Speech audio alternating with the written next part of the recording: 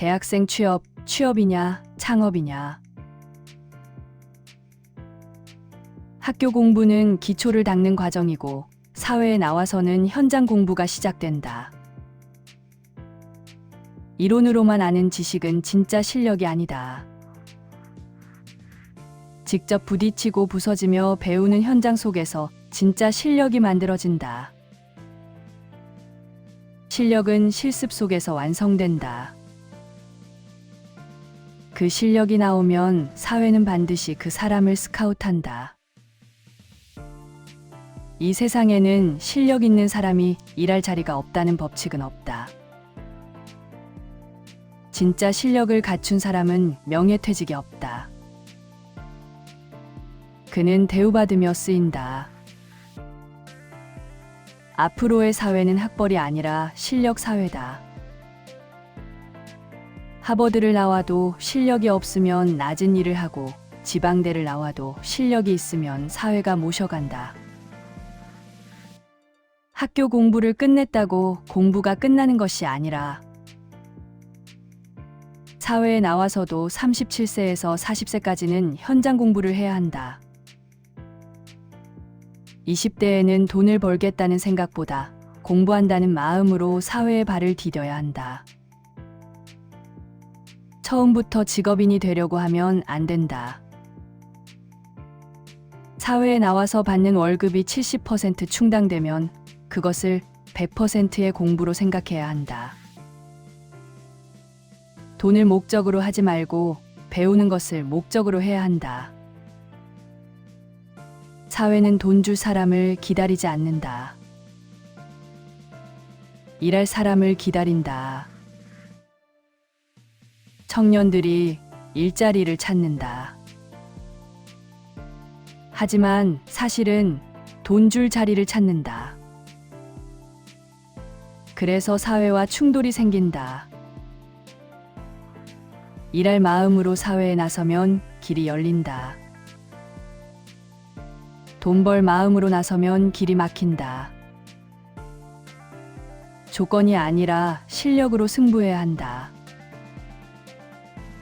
대기업에 들어가는 것이 꼭 좋은 공부가 되지는 않는다. 대기업에선 배울 게 적고 안정된 월급에 젖으면 배움이 멈춘다. 그때부터 사람은 경제적 집착에 빠지고 지식인이 무식한 사람이 되어간다. 지식인은 실력을 쌓을 때 진짜 빛난다. 실력을 잃으면 지식도 의미를 잃는다. 사회는 지금 지식보다 실력을 원한다. 그래서 젊은 세대는 돈을 벌려는 사람이 아니라 배우려는 사람이 되어야 한다.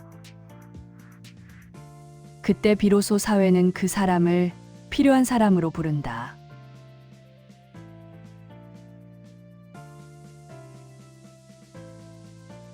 대학생 취업이냐, 창업이냐.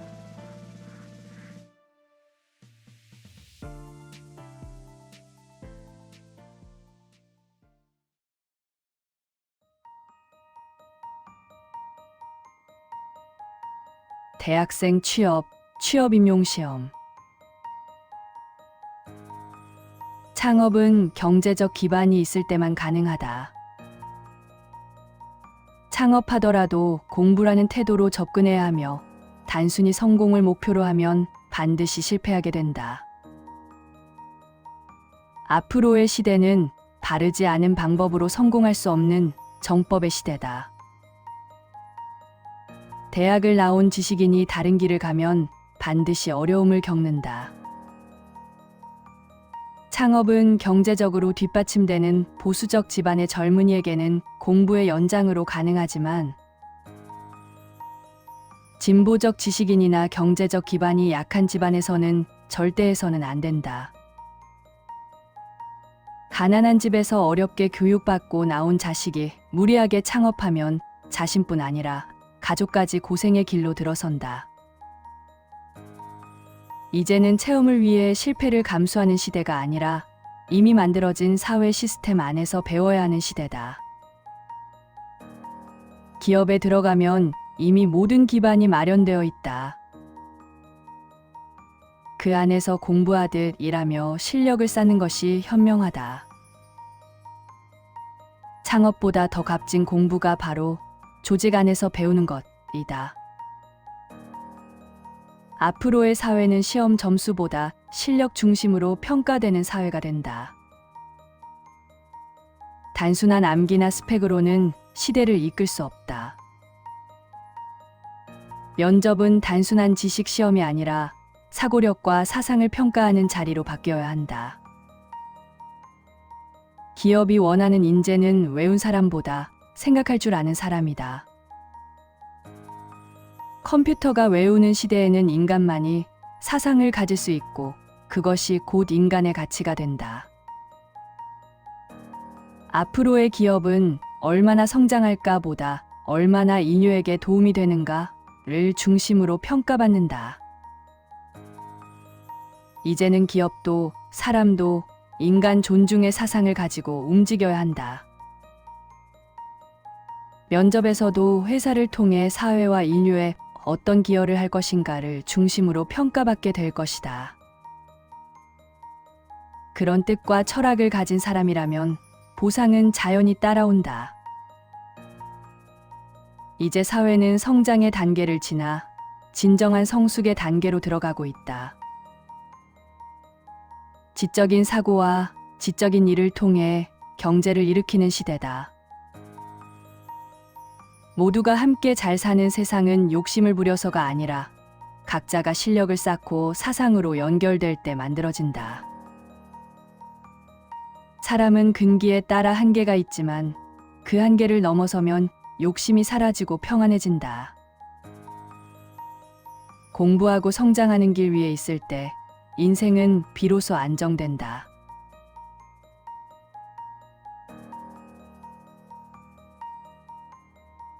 대학생 취업 임용시험.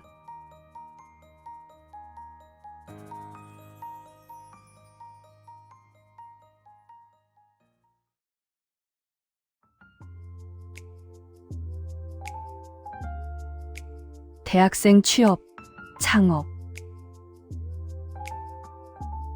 국가의 지원금을 빌려 대학생들이 벤처 창업을 하는 것은 겉보기에 좋은 제도 같지만 실제로는 대부분 실패로 끝난다. 창업은 자유와 공부의 장이어야지 빚을 지는 일이 되어서는 안 된다.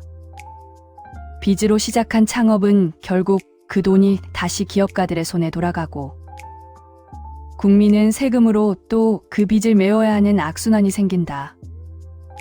이런 구조는 국가의 빚을 늘리고 사회의 기반을 무너뜨리는 결과를 낳는다. 창업은 가정에 경제적 여유가 있는 보수적 집안의 자녀들이 현장 공부의 일환으로 작게 시도해보는 것이 맞다. 실패하더라도 배움의 과정이 되기 때문이다. 그러나 지식인은 창업해서는 안 된다. 지식인은 사회를 바르게 이끄는 사람이지 돈을 벌기 위해 경쟁하는 사람이 아니다. 지식인은 연구하고 제안하며 사회의 바른 방향을 제시해야 한다. 지식인이 창업하면 노동자와 경쟁하게 되고 이는 자신의 본분을 잃는 것이다. 기술을 가진 사람이라면 그 기술을 대기업과 협력하여 발전시켜야 한다. 직접 회사를 차려 경쟁하는 것은 결국 자신을 망하게 하는 길이다. 기술자는 기술로, 지식인은 연구로, 보수층은 경영으로 각자의 역할을 해야 사회의 질량이 바르게 흐른다. 벤처기업의 역사를 보더라도 수천 명이 국가의 지원을 받아 창업했지만 살아남은 이는 손에 꼽을 정도다. 대부분은 자금 운용과 사람을 다루는 공부가 되어 있지 않아 결국 무너졌다. 기술만 믿고 사람을 배우지 않으면 발전은커녕 고통과 실패로 이어진다. 진정한 지식인은 사회의 문제를 보고 올바른 방향을 제시하는 사람이다. 창업보다 더 큰 역할은 사회가 흘러가는 원리를 바로잡고 국민에게 바른 생각의 기준을 세우는 것이다. 지식인이 사회에 기여한 만큼 그 삶의 질량도 높아진다. 사회를 밝히는 데 쓰인 지식이 곧 자신의 생명을 키우는 길이다.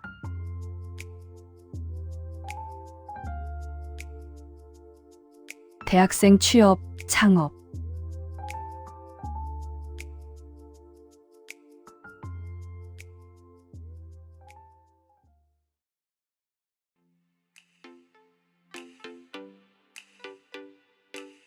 조기 경제 교육.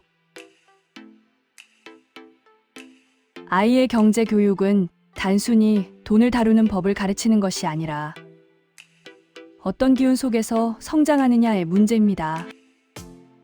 요즘은 돈을 주고 쓰게 하거나 주식 투자까지 시키며 경제 교육이라 부르지만 그것은 돈 쓰는 법이나 노름을 가르치는 것에 가깝습니다. 아이에게 돈 버는 방법을 가르치면 마음이 급해지고 세상을 이익의 눈으로 보게 되어 지식인으로 자라기 어렵습니다. 진정한 경제 교육은 돈을 버는 법이 아니라 기운을 받는 법을 가르치는 것입니다. 아이 곁에 경제인이 자주 오고 그들이 아이에게 관심을 주고 말을 걸고 손을 쓰다듬어 주고 용돈을 주면 아이는 경제인의 기운을 받습니다. 이렇게 자라난 아이는 자연스럽게 경제적 감각과 책임을 갖춘 사람으로 성장합니다. 기운은 닿는 법이기 때문입니다. 아이 주변에 어떤 사람들이 드나들고 어떤 대화가 오가느냐가 아이의 미래를 결정합니다. 과학자가 자주 오면 과학의 길로, 교육자가 자주 오면 교육의 길로, 예술인이 드나들면 예술의 길로 향하게 됩니다. 그 기운을 먹고 자라기 때문입니다. 부모가 아이를 키운다는 것은 결국 어떤 사람들과 어울리게 할 것인가를 선택하는 일입니다. 아이를 경제인으로 키우고 싶다면 경제인이 오가며 이야기를 나누는 집을 만들어야 하고, 아이를 교육자로 키우고 싶다면 스승의 향기가 드나드는 집을 만들어야 합니다. 결국 아이는 부모의 말보다 부모 곁의 인연을 닮아 자라납니다.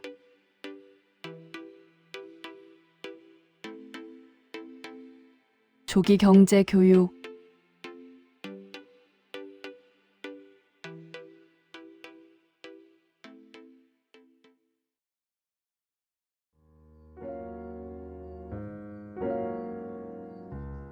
조기 경제 교육. 아이의 기운은 부모의 삶과 집안의 에너지에 따라 달라진다. 부모가 어떤 마음으로 살고 어떤 노력을 했는가에 따라 집에 드나드는 사람의 품격이 달라지고 그 흐름 속에서 자식의 인생 방향도 결정된다. 결국 아이의 운명은 부모의 삶의 질에 달린 것이다. 유대인들은 국제사회 속에서 자신들이 한 일로 인정받는다. 과학, 경제, 예술 등 다양한 분야에서 사회에 공헌했기에 그들의 지혜가 빛난다. 반면 우리 민족은 오랜 세월 동안 진화와 발전을 내부에서 다져왔다. 조상 대대로 자식을 위해 헌신하며 DNA를 발전시켜온 단일 민족으로서 지금 50대 안팎의 세대가 바로 그 결실이다. 이들은 아날로그적 감성과 함께 최고의 지식을 갖춘 세대이며 앞으로 인류의 평화를 이끌 지식인들이다. 2013년을 기점으로 우리 민족의 지식인들이 본격적으로 깨어나기 시작했다. 앞으로 10년, 20년 안에 세계는 하늘의 일꾼으로서 한국인들이 어떤 일을 하는지를 보게 될 것이다. 유대인이 전쟁을 일으켰다면 우리는 평화를 만드는 민족으로서 인류의 새 역사를 열게 된다. 우리 세대의 평균 수명은 90세에 이른다. 수명이 길어진 이유는 더 많은 일을 해야 하기 때문이다. 인생은 50세부터 시작된다. 40대까지는 준비의 시기이고 50부터는 진짜 내 인생을 살아야 한다. 이전 세대가 자식에게 70%의 삶을 바쳤다면 이제는 내 인생의 70%를 쓰고 자식에게는 30%만 주어야 한다. 그것이 자연의 법칙이다. 자식에게 30% 이상 쏟으면 그만큼의 고통이 따라오고 100%를 바치면 100%의 아픔을 겪는다.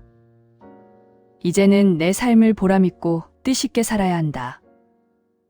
내가 행복할 때 조상들도 기뻐한다. 내가 기쁘게 살면 조상들의 한이 풀리고 그것이 바로 진정한 효도다. 돈을 들여 제사를 지내는 것이 아니라 내가 즐겁게 살아가는 것이 천도이며 그것이 하늘의 법이다. 결국 부모의 의식이 집안의 기운을 만들고 내 기쁨이 조상을 천도하며 내 삶의 방향이 인류의 미래를 바꾼다. 지금 이 시대는 각자가 자신의 몫을 깨달아 하늘의 일꾼으로 서야 할 때다.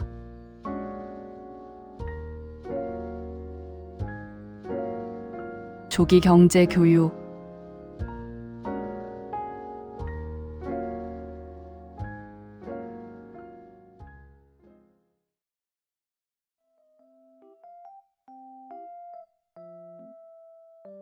실패와 성공.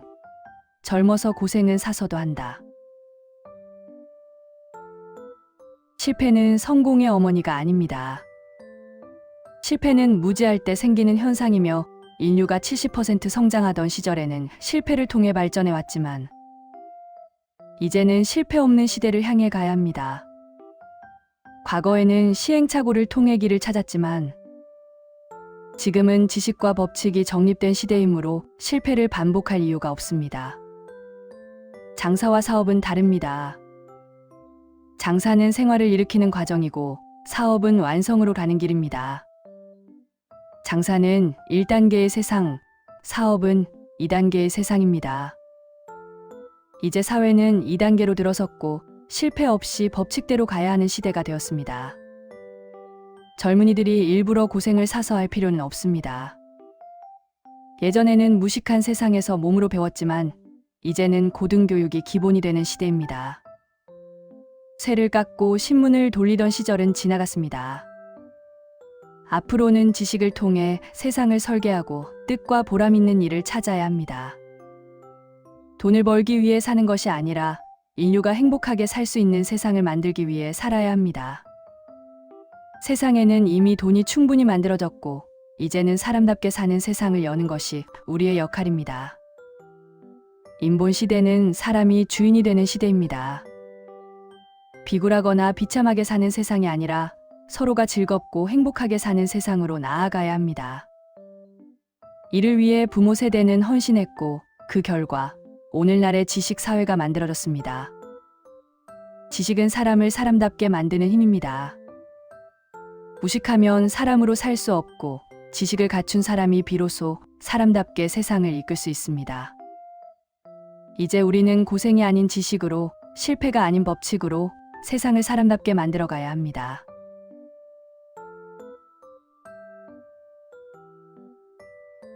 실패와 성공.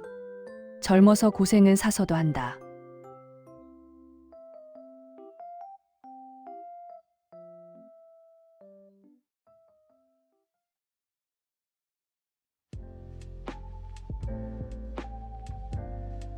실패와 성공.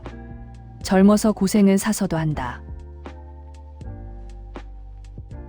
사람이 세상에 태어나는 이유는 단순히 사는 것이 아니라 사람이 되는 법을 배우기 위함이다. 동물적 본능으로 살아온 존재가 지식과 깨달음을 통해 인간으로 진화하고 그 인간이 다시 사람으로 거듭나는 과정이 곧 삶의 목적이다. 아직 인간이라 부르는 이유는 완전한 사람이 되지 못했기 때문이다. 사람은 나를 위해 사는 존재가 아니라 널리 사람을 이롭게 하는 홍익인간의 삶을 사는 존재다. 내 힘을 자랑하거나 나만의 이익을 쫓는 삶이 아니라 나를 불태워 세상을 밝히고 만인을 이롭게 하는 삶이 곧 사람의 길이다. 지식을 가진 이들은 이 세상에서 가장 먼저 사람다움을 보여야 한다. 지식은 조상들의 희생 위에 세워진 인류의 유산이다. 그러므로 지식인은 그 에너지를 먹고 성장한 만큼 세상과 사람들에게 다시 베풀어야 한다. 그들의 사명은 노동자들이 기쁘게 살아갈 수 있는 세상을 설계하는 것이다. 노동자는 고생으로 세상을 일구었고 지식인은 그 고생이 헛되지 않게 보람 있는 세상을 만들어야 한다. 고생 끝에는 반드시 낙이 있어야 한다. 그것이 시대의 바른 흐름이다. 지식인이 이 역할을 하지 않으면 그는 백성의 피와 땀을 헛되이 먹은 자가 된다. 조상과 자손의 기쁨은 연결되어 있다. 내가 즐거우면 조상이 즐겁고 내가 괴로우면 조상도 함께 괴롭다. 그러므로 우리의 삶이 기쁨과 감사로 채워질 때 조상의 한도 함께 풀린다. 이것이 진정한 효다. 이제 인류는 고생의 시대에서 보람의 시대로 넘어가야 한다. 노동이 세상을 만들었다면 이제 지식은 그 세상을 아름답게 설계해야 한다. 보람은 놀이나 소비 속에 있지 않다. 내가 어떤 일을 하느냐, 그 일 속에 진정한 보람이 있다. 고생으로 세운 바탕 위에서 보람 있는 일을 하며 뜻있게 살아가는 것. 이것이 다음 시대의 길이다. 인류가 진화해온 이유도 결국 한 사람의 진정한 사람을 만들기 위함이다. 사람은 나를 위해 사는 존재가 아니라 세상을 이롭게 하는 존재다.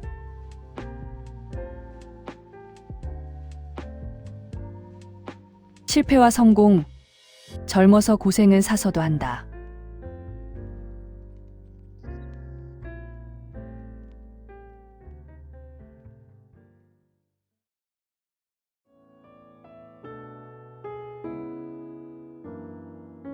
기도하면 잘못을 용서받을 수 있나요? 기도는 용서를 구하는 행위가 아니라 스스로를 깨우치고 바르게 세우는 공부다. 우리가 과거에 하던 기도는 빌고 매달리는 형태였다. 부족하다고 느낄 때 무언가에 의지하며 도움을 구했지만 그것은 무지의 시대의 방식이었다. 이제는 사람이 중심이 되는 시대다. 사람은 어디에도 비굴하게 무릎 꿇지 않는다. 스스로의 일을 바르게 하고 서로에게 예를 갖추며 살아가는 것이 새로운 기도의 모습이다. 교회나 절에 가는 것은 비는 자리가 아니라 나의 잘못을 끌어내어 만지고 깨우치는 자리다.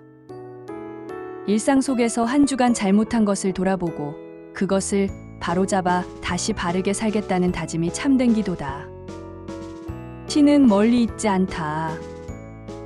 대자연의 기운, 천지의 에너지가 곧 신이며 그 안에서 우리는 세포처럼 함께 존재한다. 내 생각과 마음이 곧 신과의 대화이고 내 행동이 그대로 하늘에 올려지는 축원이다. 용서는 빌어서 받는 것이 아니다. 혼날 일을 덜하고 더 바르게 살면 그것이 곧 용서다. 잘못을 뉘우치되 상대에게 당장 사과하지 못한다면 겸손히 자중하고 말을 줄이며 행동으로 반성하라. 며칠, 몇 주간 그렇게 지내면 물리적 변화가 일어나고 닫혔던 마음이 열린다. 진정한 기도는 무릎 꿇고 비는 것이 아니라 매일의 삶 속에서 바르게 생각하고 행동하는 것이다. 남을 위해 선한 뜻을 품고 살아가는 그 자체가 기도이며 그 모든 행위는 대자연에 그대로 전해진다.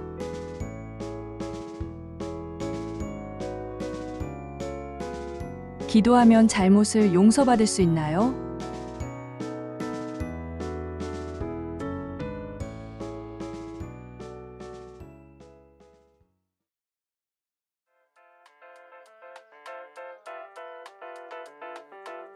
다섯 냄비 기부.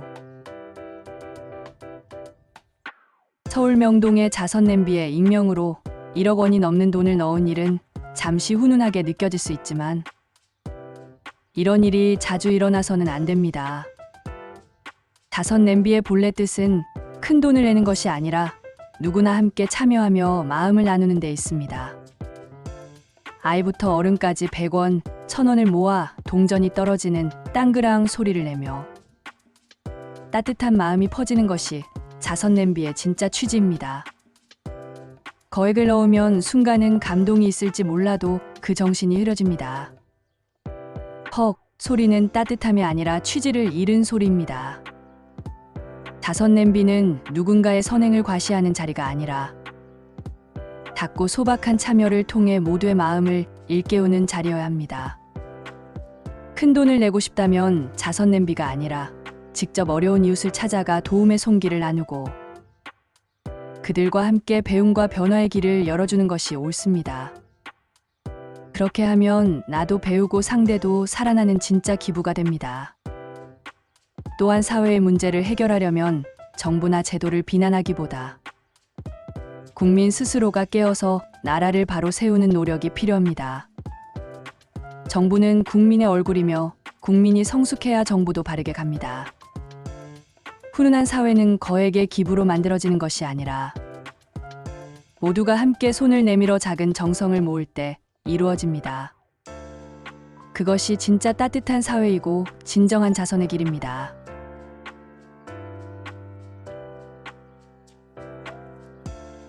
다섯 냄비 기부.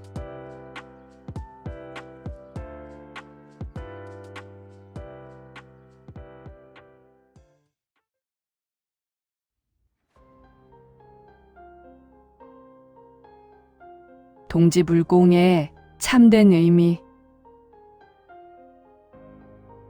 예로부터 동지에는 귀신을 쫓고 복을 비는 풍습이 있었습니다.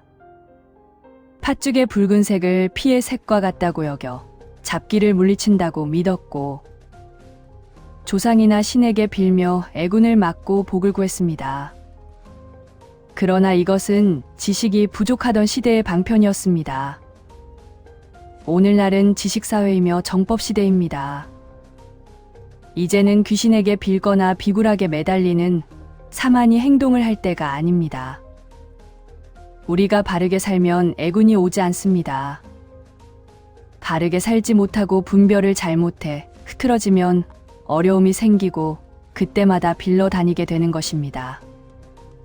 결국 바르게 살지 못하는 습관이 수천 년을 이어 단골이 되어버렸습니다.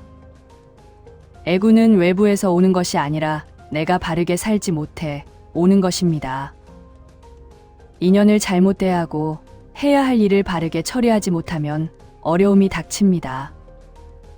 그러나 바르게 살면 어려움이 올 수 없습니다.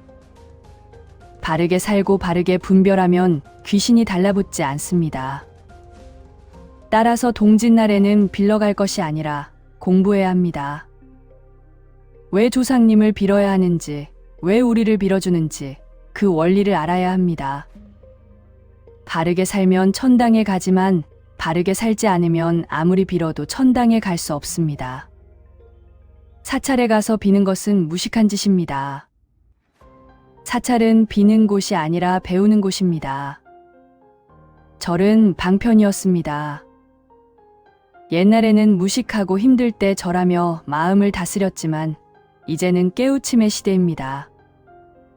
부처상은 상징일 뿐 진리를 가르쳐주지 않습니다. 이제는 사람에게 배우고 스승에게 물어야 합니다. 정법시대, 인본시대에는 비굴하게 빌면 혼납니다. 무릎 꿇고 돌이나 하늘에 매달릴 필요가 없습니다.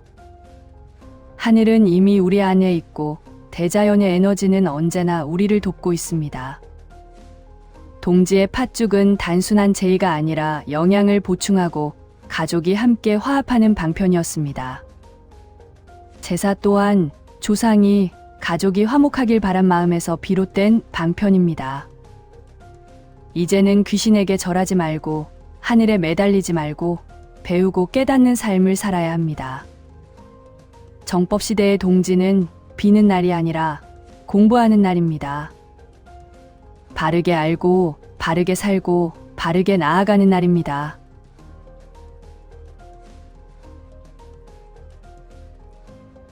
동지불공의 참된 의미.